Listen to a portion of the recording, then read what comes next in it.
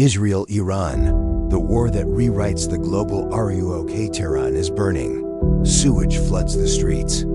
Government buildings are collapsing. Dozens of nuclear scientists perish in a series of mysterious explosions.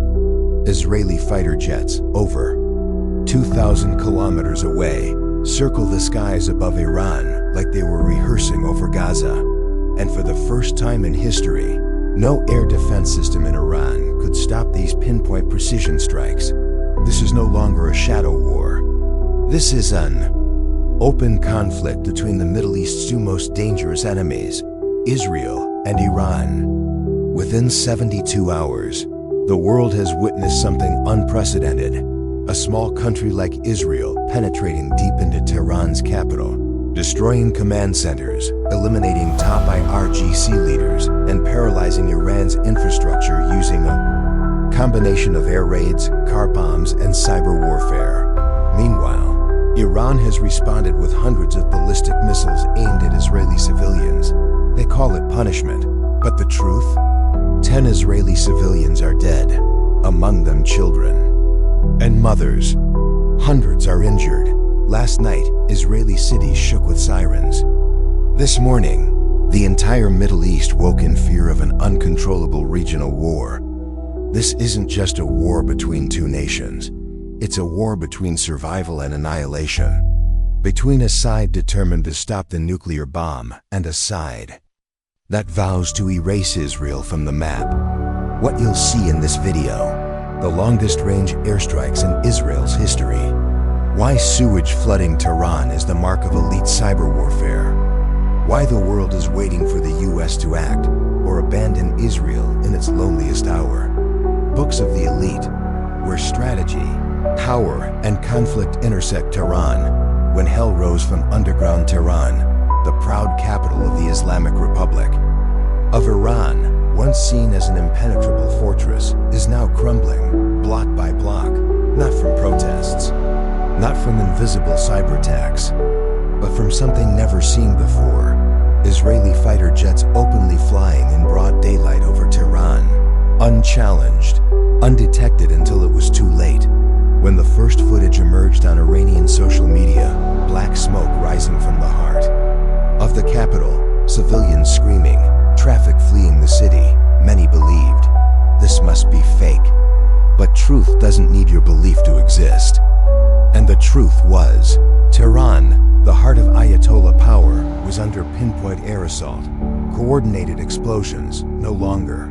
A shadow war. 5 cars exploded at 5 separate locations. Within minutes, airstrikes, believed to be Israeli, hit Iran's oil ministry, IRGC headquarters, and the intelligence building housing 2 critical commanders, Mohammad Kazemi and his deputy, Hassan Mohak. State media was in chaos. One side silent, the other blaming Mossad and domestic traitors. But Iran's citizens offered the clearest answer. They flooded highways to flee Tehran, enduring hours of gridlock just to avoid the death falling from the sky. A police commander admitted, "The number of cars leaving the city exceeds every emergency scenario we've ever prepared." Airports were paralyzed. Gas stations overwhelmed. Sewage flooding, a new kind of weapon. Then came the floods. Massive sewage pipes under Central Tehran suddenly ruptured. Filthy, black water surged into streets and basements of high-rises. Residents were baffled. But cybersecurity experts knew this was a form of infrastructure warfare, the kind only Mossad or other elite groups could execute. Iran has missiles, drones, spy networks across the region. But what they cannot stop is an invisible enemy that turns everyday systems into nightmares for civilians. Why sewage? Because it sends a message. We can penetrate every layer of your defenses from the skies to the sewers. Israeli jets, unseen, unchallenged. The distance from Israel to Tehran is over 1,600 kilometers in a straight line. To strike Tehran, Israeli jets must fly over Syria, Iraq, or loop around the Persian Gulf. This demands mid-refueling and complete deception of Iran's radar networks. The result? Not a single Israeli jet was shot down. No surface-to-air missile locked on. Iran's Iron Curtain air defense failed. Tehran is no longer untouchable. It is now just another city within Israel's reach, even in broad daylight. The real message: this wasn't just tactics. It was strategy, written in fire and rubble. If we can fly into your capital, we can hit your nuclear sites. If you proceed toward nuclear weapons, Tehran will be first to pay. Iran lost a lot, but they still have one thing: recklessness. And Israel knows, if they don't destroy Iran's deeply buried nuclear sites, Tehran may one day send not just missiles, but nuclear hell toward Tel Aviv or Haifa. This isn't over. It has only begun. But already, this prologue rewrites the rules. Israel is no longer just defending. It's striking first, deeply, precisely. Why now? Why assassinate mines, not reactors? When the car bombs went off across Tehran, many thought it was terror meant to spread panic. But hours later, leaked reports from within Iran confirmed the true targets. Not civilians, but scientists. At least 14 bodies retrieved were nuclear physicists, engineers, and cybersecurity experts involved in Iran's nuclear program. They didn't wear uniforms, they didn't carry weapons, but they were irreplaceable links in the chain pushing Iran toward its first nuclear bomb.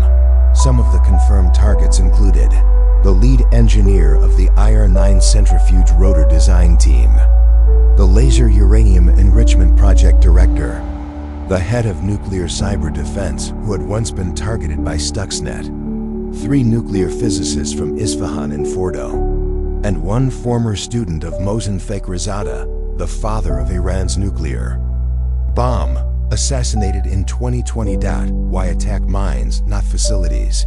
Because destroying a nuclear site requires tons of bombs. But derailing a program takes just a few minds. Each individual held critical knowledge, algorithms, blueprints, codes.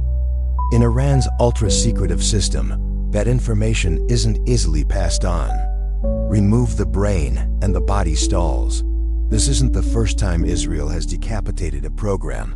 Iraq's Airstrike reactor in 1981, Syria's chemical weapons program, and now Iran's nuclear drive. In 2010, such assassinations were criticized. But 2024 is different. Now the world knows. If Iran gets the bomb, the entire Middle East becomes a hostage. The 5 strategic goals behind Israel's strike. Goal number 1. Cut off the nuclear path before it's too late. Israel's ultimate goal isn't to strike today or win a headline tomorrow. It's to prevent Iran from ever getting the bomb. Not just delay, derail.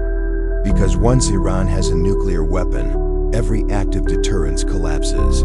Hezbollah will act more boldly. Houthi missiles will fly more freely. And Israel will be boxed in, fearing every retaliation might trigger nuclear escalation. A nuclear Iran means a Middle East held hostage. This preemptive strike may not have wiped out the program, but it forced the timeline backward, giving diplomacy, sabotage, or regime shifts a chance to work before uranium turns into warheads. Goal number 2. Eliminate long-range strike capability. Iran doesn't just want the bomb. It wants to deliver it, anywhere. That's why missile factories, radar hubs, launch pads, refueling centers, and communication stations were prioritized in Israel's hit list. In 72 hours, Israel claimed to have destroyed 20+ ballistic missile launchers, 8 long-range missile production facilities, 4 air defense coordination radars, 1 in-air refueling jet in Mashhad, multiple IRGC communication nodes. If you can't detect, fuel, or launch, your nukes are just expensive toys. Goal number 3. Shatter the myth of regime invincibility. Nobody thought Israeli jets could reach Tehran in daylight. But they did. That shock is psychological warfare. Once civilians doubt their regime's protection, once elites fear their personal vulnerability, The regime starts cracking from the inside. Israel doesn't need to topple the Ayatollahs. It only needs to make them bleed credibility. That's why the attacks weren't just on military assets, but sewers, police HQs, and infrastructure symbols. If Mossad can get to your drains, they can get to your desks. Even Iran's allies, Russia, China, are quietly re-evaluating Tehran's so-called stability. Goal number 4, send a global message. We don't wait for permission. Israel had waited for over a year for US bunker buster bombs. They never came. So Israel acted alone, with no American B-52s, no NATO cover, no air refueling allies. This was about independence. And a warning, if you won't act, we will. If you won't lead, we must. And we will never ask your permission. To survive, this message isn't just for Iran. It's for Washington, Brussels, Riyadh, and Beijing. Goal number 5. Undermine IRGC's grip on its proxies. From Hezbollah to the Houthis, Iran's influence spreads through IRGC-backed proxies. But if the IRGC itself is penetrated, if its HQs aren't safe, if its networks collapse, the proxies lose faith. If the master can't protect his house, the apprentices will flee. Israel didn't just go after militias one by one. It cut the head, letting the tail rot on its own. Israel isn't fighting to win. It's fighting so it doesn't lose dot in Jewish history. Waiting to act has always come at an unbearable cost. This time, they refuse to wait. We won't wait for the first nuclear detonation to raise our voices. Iran's response: missiles meant to kill, not warn immediately after Israel strikes on Tehran. Iran retaliated, not with words, but with a flood of ballistic missiles. No more vague threats, no more delayed responses. This time, they fired to kill dot in just the first 48 hours. Nearly 300 ballistic missiles were launched at major Israeli cities: Tel Aviv, Haifa, Rehovot, Bat Yam, Tamra. This marked the largest missile barrage ever seen in direct combat between the two nations. But the shock wasn't the number. It was the quality of the missiles. Why were these missiles more dangerous? 1. Precision strikes unlike past rocket attacks from Gaza. This time, Iran's missiles hit residential buildings and urban neighborhoods, not because Israel's defenses failed, but because these missiles were more accurate than ever before. Some featured semi-ballistic flight paths, terminal trajectory corrections near targets, GPS, and inertial guidance systems. These weren't just random projectiles. They were guided weapons designed to maximize civilian casualties. Point 2. Speed and altitude. Iran deployed MRBMs and possibly even IRBMs, reaching speeds from Mach 3 to Mach 7. Shorter warning time, higher altitude paths, re-entry angles mimicking nuclear warhead behavior. 3. Years of studying Israel's defense systems. For over a decade, Iran and its proxies have been probing systems like Iron Dome, Arrow 2/3, David's Sling. No defense system is perfect if the enemy learns how it breathes. Now salvos were launched from multiple directions, altitudes, and payload types. Some missiles got through. The price: civilian deaths despite an interception rate above 90%. Israel couldn't stop everything. A residential tower in Bat Yam collapsed. A family of 4 died in Tamra, including 2 children. At least 10 dead, nearly 200 injured. Why couldn't Israel stop them all? Some missiles were too fast for early radar tracking. Many were launched with drone swarms to distract and overwhelm air defenses. And no system can defend everywhere, all the time. Iran hasn't played its full hand, Western intelligence warns. Iran hasn't unleashed its most terrifying weapons. 2 types remain unused: heavy ballistic missiles, Shahab 5-6, Sigil, up to 1-ton payloads, ranges of 2,500 to 3,000 km. Cruise missiles, slow, low altitude, harder to detect by radar, especially if launched from proxies in Iraq or Syria. Why hold back? Leverage for future negotiations? Waiting for a bigger misstep by Israel? Iran may have been bloodied, but it showed it still has claws. They didn't win, but they proved they're not defenseless. Where is the United States? As soon as the explosions lit up Tehran's skies, the world turned its gaze toward Washington. But the White House remained silent. When Israeli jets flew 2,000 kilometers deep into hostile airspace, there were no American B-52s beside them.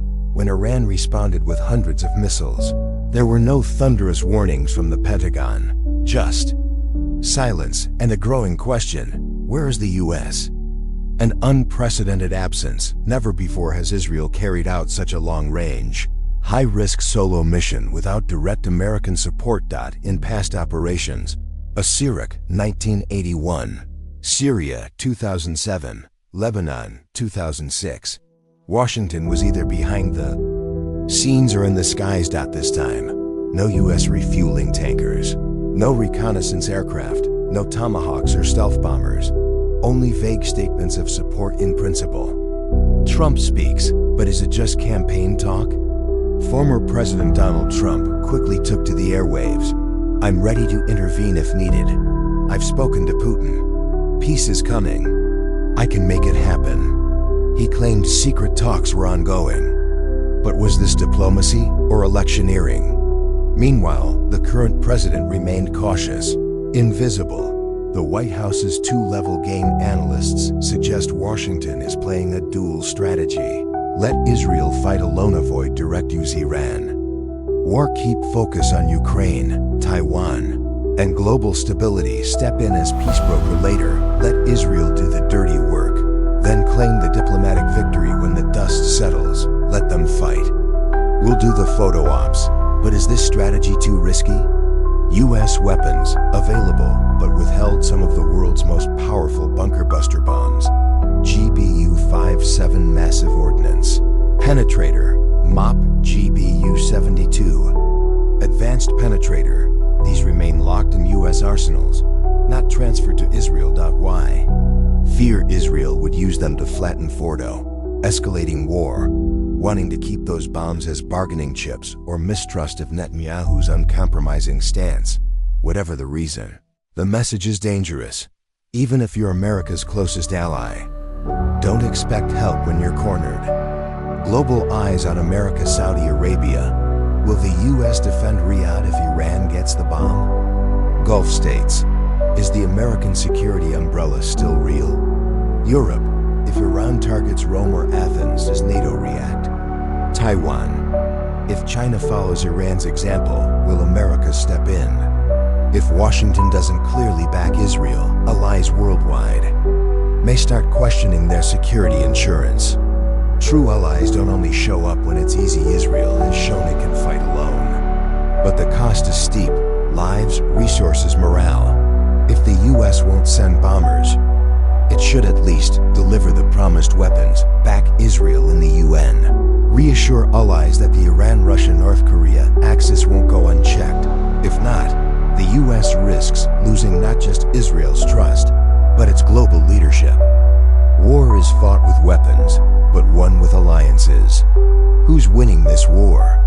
One side is a small Jewish state, surrounded by enemies, with a territory 1/10 the size of Iran, but armed with unmatched precision, intelligence, and a will to survive. The other is a revolutionary Islamic regime with nuclear ambition, proxy armies, and a divine mission to lead a holy war against the West. Both have crossed the line of threats. Both have struck, brutally, directly, irreversibly. So who's ahead? Israel, dominating the skies, controlling the narrative in just 3 days. Israel has struck key military, political, and scientific targets in Tehran, flown deep into Iranian airspace without a single loss, eliminated core nuclear personnel, paralyzed infrastructure, from energy to sewage systems, without nukes, without U.S. backup. Israel cleared Iranian skies and delivered a chilling message. We can strike anywhere, even at noon, in your capital. It wasn't just a military win. It was a psychological breakthrough. Iranian citizens are publicly demanding peace. The regime's aura of invincibility is cracked. Allies and enemies are recalculating. Israel's deterrence. Iran bloodied, but still standing. Iran has suffered. Damage to nuclear facilities, destruction of a tanker plane, loss of senior commanders, humiliation of its air defenses. But it fired back. Hard, nearly 300 ballistic missiles, precision strikes. That overwhelmed even Israel's Iron Dome. Civilian casualties that rattled Israeli society. And crucially, Tehran held back its deadliest cards. Shahab 6 missiles remain untouched. Drone swarms, cyber attacks, and proxies are still on standby. Iran got hit, but it's not out. It proved it can punch back. And the world? Watching, calculating, waiting. America stayed mostly silent. Russia made phone calls. China issued cautious statements. Europe held emergency meetings. No global power called it a full-scale war. But everyone knows, the ground rules have changed. This is no longer a tit-for-tat. It's a tectonic shift in global geopolitics. Will regional powers go nuclear? Will proxy wars go hot? Will alliances hold? Or fracture? This isn't just about Tel Aviv and Tehran. It's about the rules of deterrence in the 21st century. The bitter truth. No one wins if no one stops, let's be honest. No one truly wins in a war where each side believes its survival depends on destroying the other. If Israel continues, it might dismantle Iran's nuclear ambitions, but at the cost of all-out war and immense casualties. If Iran halts its advance, it loses strategic pride, but could save its cities from ruin and its people from global isolation. And if neither backs down, the Middle East enters a new age of destruction, slow, grinding, and irreversible. You don't need to pick a side. You don't need to love Israel or hate Iran. You only need to understand. Understand why war breaks out. Understand why leaders strike first and negotiate later. Understand that in this era, the most dangerous weapon isn't nuclear, it's the narrative. He who controls the story controls how the world remembers the war. And you, watching this video, are not just a spectator. You are part of the information battlefield that will decide what happens next. You're watching Books of the Elite, where every headline is strategy, every word is history in motion. Don't turn away while the story is still being written.